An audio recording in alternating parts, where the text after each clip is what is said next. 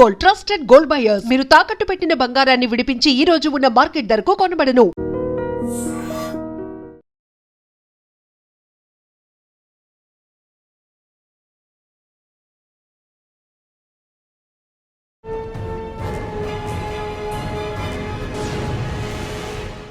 Welcome to I dream. నేను ఉదయశ్రీ. కర్ణాటక రాష్ట్రంలో ఉన్నత విద్యను అభ్యసిస్తున్న విద్యార్థుల ఆరోగ్యానికి సంబంధించి ఆందోళనకరమైన నిజాలు వెలుగులోకి వస్తూ ఉన్నాయి. రీసెంట్గా కొంతమంది స్టూడెంట్స్కి యూనివర్సిటీలో టెస్టులు చేస్తే దాదాపు 7,000 మందికి హెచ్ఐవి ఉన్నట్లుగా నిర్ధారణ అయింది. దీంతో కర్ణాటక ప్రభుత్వం అయితే తక్షణ చర్యలు చేపట్టింది. అన్ని యూనివర్సిటీల్లో కూడా ఈ టెస్టులు చేస్తూ ఉన్నారు. ఏదేమైనప్పటికీ యువత ఈ ఏజ్లో హెచ్ఐవి బారిన పడడము, దాని ద్వారా వాళ్ళు ఎంతమందికి స్ప్రెడ్ చేస్తున్నారు, అసలు ఏం జరుగుతోంది, దీనికి సంబంధించి అయితే ఆందోళన వ్యక్తమవుతోంది. ఇదే ఇవాల్టి మన టాపిక్. దీనిపై మాట్లాడడానికి మనతో ఉన్నారు motivational speaker, family counsellor, public speaker Rajani Rama గారు. నమస్తే అండి. నమస్తే ఉదయ. సో చాలా భయం వేస్తుంది ఈ జెన్జీ కిడ్స్కి సంబంధించి. ఒక విషయం రెండు విషయం కాదు, ఏ దాంట్లో కూడా అంటే విపరీతమైన ఫ్రీడమ్ వచ్చేసి, అంటే అది మా భావ ప్రకటన స్వేచ్ఛ అంటున్నారు. ఈ స్వేచ్ఛతోటి వీళ్ళు విచ్చలవిడితనం ఎక్కువైపోయి చేయకూడని పనులు చేస్తూ ఉన్నారు. రీసెంట్గా వాళ్ళ ప్రొటెస్ట్ ఏంటి, వాళ్ళు చేస్తున్న పనులు ఏంటి, ఇప్పుడు టెస్టులు చేస్తే వాళ్ళకి హెచ్ఐవి రావడం ఏంటి. 7,000 మంది అంటే ఇంకా టెస్టులు చేసిన దాంట్లో 7,000 మంది అయితే ఇంకా ఎంతోమంది ఉన్నారు. వాళ్ళందరిలో చేస్తే ఎంతమందిలో బయటకు వస్తుండొచ్చు, అసలు ఏం జరుగుతుంది ఇంత ఆ ఏజ్లో. అంటే మళ్ళీ మనకి లెక్కల ప్రకారము, గణాంకాల ప్రకారం 18 to 25 ఇయర్స్ మధ్యలో వీళ్ళు హెచ్ఐవి బారిన పడుతూ ఉన్నారంట. ఏం చెప్తారు దీనికి సంబంధించి మీరు? అదే మీరు చెప్పినట్టు స్వేచ్ఛ, మా లైఫ్ మా ఇష్టం, మేము ఇలాగే ఉంటాం, నీకెందుకో లాంటి భావాలతోటి విచ్చలవిడిగా వాళ్ళ లైఫ్ని వాళ్ళు టర్న్ చేసుకుంటున్నారు ఎలా కావాలంటే అలా. ఇప్పుడు ఒకప్పుడు హెచ్ఐవి ఎయిడ్స్ అని అంటే ప్రాణాంతకమైనటువంటి వ్యాధి. అంటే మామూలుగా టచ్ అయినా, బట్టలు వాడినా అట్లా ఏమి రాకపోవచ్చు, అంటే సెక్షువల్గానే ఇది వస్తుంది తప్ప పాక్షికంగా ఆ విధంగా అందరూ భయపడిపోయేవాళ్ళు. ఎవరి ఎంగిలన్నా తీసుకోవాలన్నా, ఎక్కడన్నా తినాలి తాగాలన్నా టచ్ చేయకపోవడం.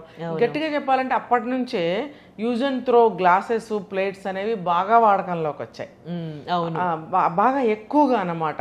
ఇప్పుడు ఎట్లా అంటే పెళ్ళిళ్ళకి వెళ్తే కూడా విస్తరాకు, అరిటాకులు వేయడం మానేసి అవే వేసేస్తున్నారు. అంటే అది కల్చర్ అయిపోయింది చివరికి. అవి వాడటం, పారేయటం, అంటే ఒక జాగ్రత్త కోసం అన్నట్టుగా స్టార్ట్ అయ్యి అది కల్చర్గా మారిపోయింది. అంటే అప్పట్లో అంత భయపడేవారు. తర్వాత ఇంకా అనేకమైన వేరియంట్స్ రావడం, మనకు ముఖ్యంగా కోవిడ్ వచ్చిన తర్వాత గతం మర్చిపోయారు జనం.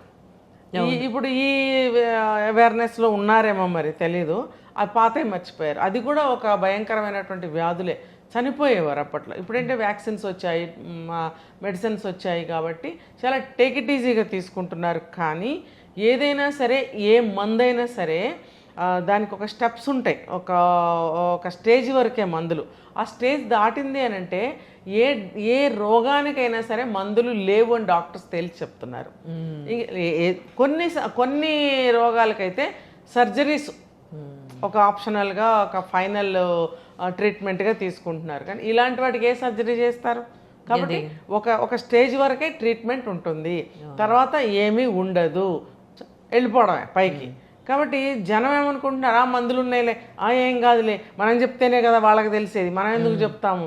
మళ్ళీ మనకి ఎయిడ్స్ వచ్చిందని ఎవరికని చెప్తే మళ్ళీ సిగ్గు. కానీ ఎయిడ్స్ తెచ్చుకోవచ్చు, దొంగచాటుగా డాక్టర్ దగ్గరికి వెళ్ళొచ్చు, మందులు తినచ్చు. అంటే అక్కడ లేదు సిగ్గు, అక్కడైతే ఎవరు చూడరు.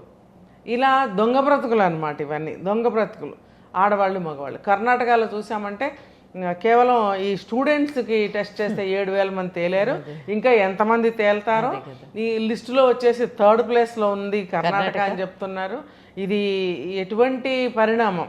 సిగ్గుపడవలసిన విషయమే కదా, భయపడవలసిన విషయమే కదా, జాగ్రత్త తీసుకోవాల్సిన విషయమే కదా. ఫ్యూచర్ అంతా స్పాయిల్ చేసుకున్నారు కదా. రేపు వాళ్ళు ఏమొద్దు, మాకేం కావాలి, ఫ్రీడమా వీళ్ళు కావాలంటే. మేము చదువుకున్నాం, మేము ఉద్యోగం చేస్తున్నాం, మేము డబ్బు సంపాదించుకున్నాం, తింటున్నాం, తిరుగుతున్నాం, ఇంకా ఏదైనా కావాల్సినట్టుగా అమ్మాయిలతో అబ్బాయిలతో తిరుగుతున్నాము.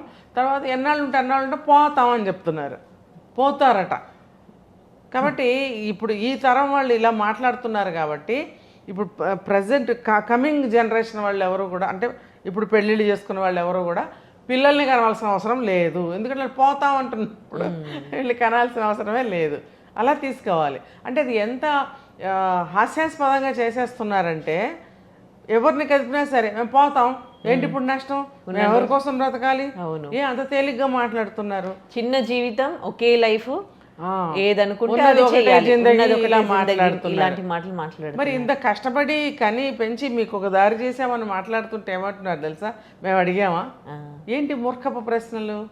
మీరు అడిగినా అడగకపోయినా జన్మ అనేది ఒకటి వచ్చింది మీకు, మీ జన్మని మీరు కాపాడుకోవాలి కదా. ఇప్పుడు ఇంత హ్యాపీగా తింటున్నారు, కలర్ఫుల్ బట్టలు వేసుకుంటున్నారు, మీకు చదువుకుని ఉద్యోగం చేస్తున్నారు, సంపాదించుకుంటున్నారు, ఎలా కావాలంటే అలా జీవించే ఆనందాన్ని ఈ కలర్ఫుల్ ప్రపంచంలో ఇంకా చాలా విషయాలు ఉన్నాయి, నేర్చుకోవాల్సినవి, తెలుసుకోవాల్సినవి, చూడాల్సినవి, అనుభవించాల్సినవి. అవన్నీ చూడరా మీరు? పోతామంటే ఇదే జీవితమా? ఒకటి సాధించండి మీరు. ఎప్పుడు ఏ విషయంలో తీసుకున్నా సరే మంచికే ఓటు కదా, చెడుకి ఎక్కడా లేదుగా ఓటు, ఎక్కడ స్థానం కూడా లేదు కదా. మరి అలాంటప్పుడు మీరు ఏదైనా ఒక మంచి సాధించండి, మీరు చరిత్రలో మిగులుతారు.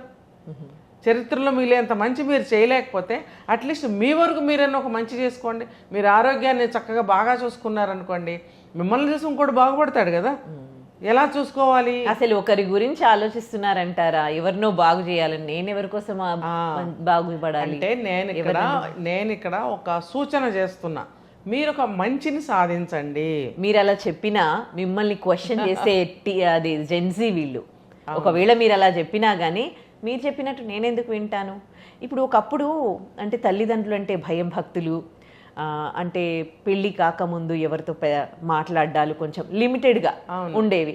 ఇప్పుడు వీళ్ళు ఈ హెచ్ఐవి బారిన పడుతూ ఉంటే ఇప్పుడు అనిపిస్తుంది అప్పటి పద్ధతులే బాగున్నాయి కదా. ఇప్పుడు తల్లిదండ్రులతో ఫ్రెండ్లీ పేరెంటింగ్, టీచర్స్తో ఫ్రెండ్లీ టీచర్స్, ఇవన్నీ అయిపోవడం వల్ల ఇప్పుడు ఈ పిల్లలు ఈ హెచ్ఐవి బారిన పడడానికి ఇవన్నీ రీజన్స్ కావా? రీజన్సే. ఇంకొకటి ఏంటంటే సంకరం అయిపోయింది, స్థితిగతులన్నీ కూడా సంకరం అయిపోయాయి మన భారతదేశంలో.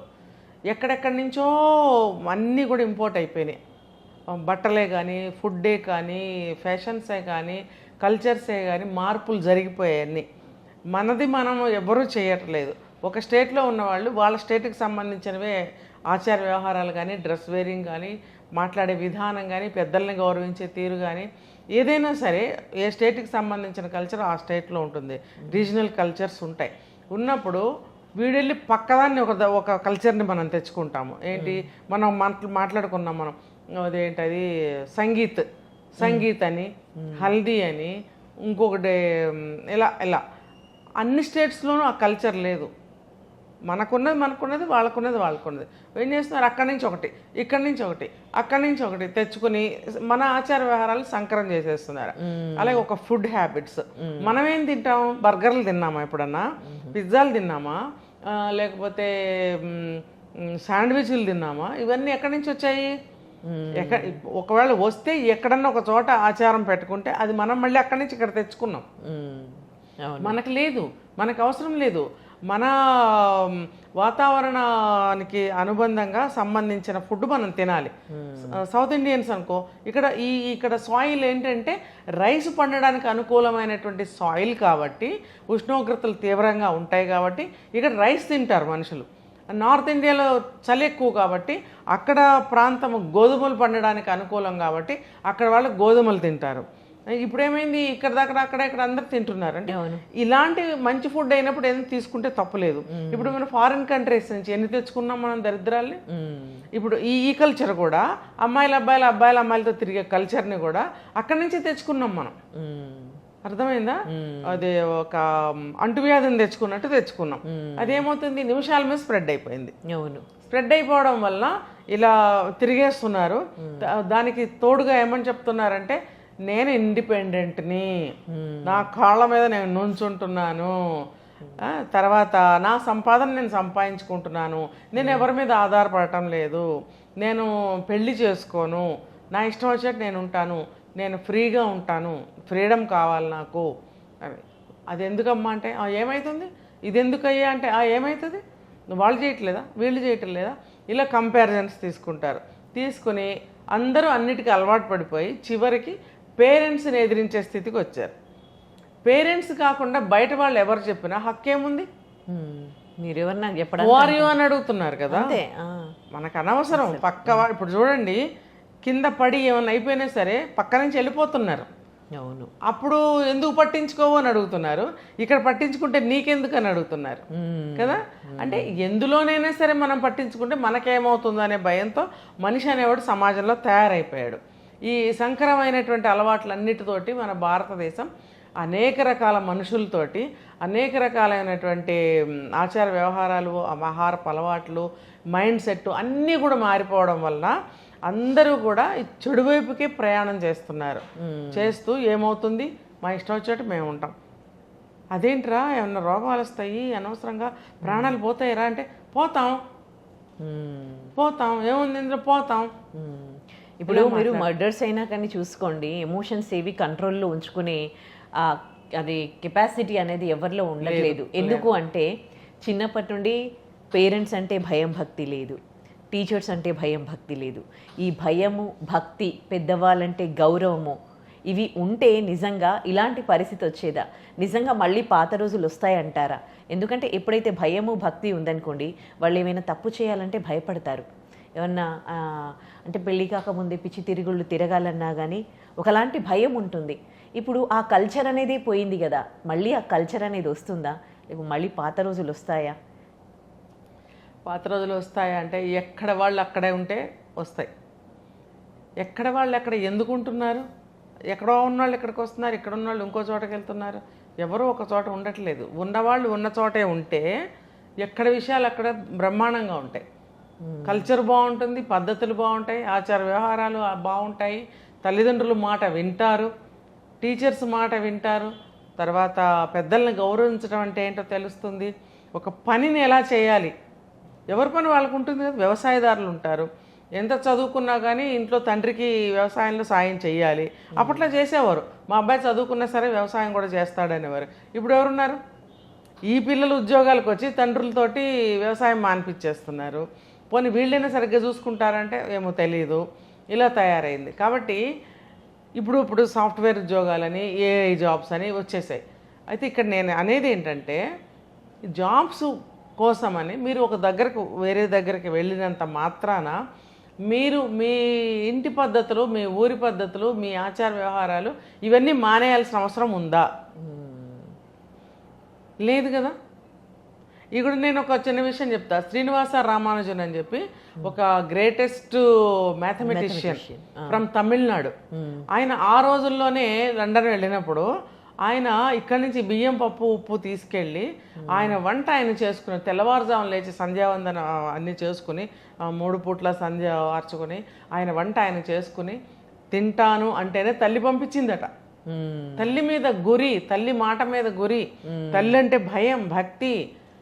తర్వాత మన ఉనికిని ఎక్కడికి వెళ్ళినా కూడా మర్చిపోకూడదు అనే ఒక విషయాన్ని వాళ్ళ పిల్లలకి బాగా నేర్పించిన రోజులవి.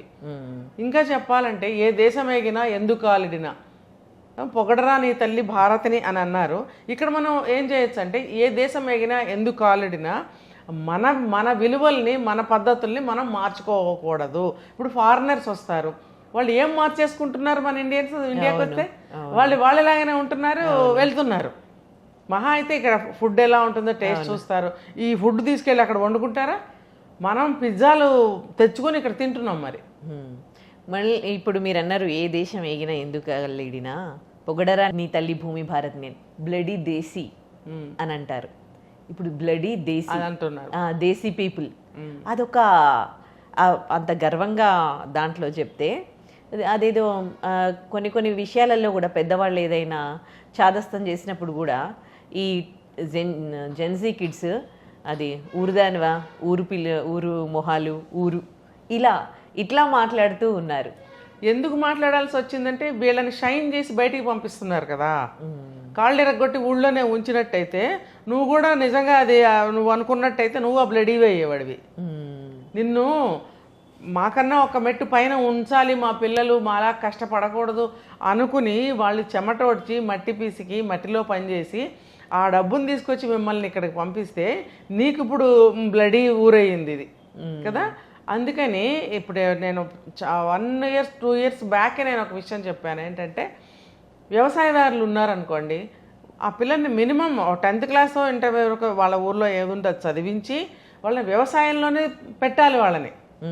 ఒకవేళ నెటిజన్స్ ఎవరైనా నా మాటను తప్పుపడితే క్షమించాలి. ఎందుకనంటే మమ్మల్ని ఇక్కడే ఉండమంటారా? అది కాదు. మీరు అక్కడ ఉంటేనే కదా దేశం పచ్చగా ఉండేది. మీరు దేశం కోసం నేనెందుకు బతకాలి, అలా కాదు, అన్నదాత అంటారు వ్యవసాయదారులు కదా. మీరు అన్నదాతలు. ఆ రోజుకి ఈ రోజుకి ఏ రోజుకి కూడా రైతు పండిస్తేనే ఎక్కడో కూర్చుని తింటాం. మీరు పండించకపోతే మీరు పండిస్తారు, మీ తర్వాత ఎవరు పండిస్తారు? వాళ్ళు పండించలేదు అనుకోండి, మీ ముందు తరాల వాళ్ళు కూడా తిండి లేకుండా, ముందంటే వాళ్ళ తర్వాత వచ్చే తరాలు కూడా తిండి లేకుండానే బాధపడతారు కదా అన్నదాతలు పండించడం మానేస్తే. అందుకని వాళ్ళు తరతరాలు వ్యవసాయం చేసేవాళ్ళు వ్యవసాయమే చేస్తూ ఉన్నారనుకోండి, వాళ్ళకి పంట పొలాలు పెరుగుతాయి. వ్యవసాయంలో ఇంకా ఆధునిక పద్ధతుల ద్వారా వాళ్ళు వ్యవసాయం చేయగలుగుతారు, ఇంకా పంట మంచిగా పండించగలుగుతారు. ప్రభుత్వాలు వాళ్ళకి అనేకమైనటువంటి ఫెసిలిటీస్ని అవకాశాలని ఇస్తుంది, ఎప్పటికీ ఇస్తుంది గవర్నమెంట్. అలాంటివి తీసుకుని వాళ్ళు అందులో ఇంకా ముందుకెళ్ళచ్చు. ఒక్క వ్యవసాయదారులే కాదండి, ఏ పని చేసుకోవాలి. ఇప్పుడు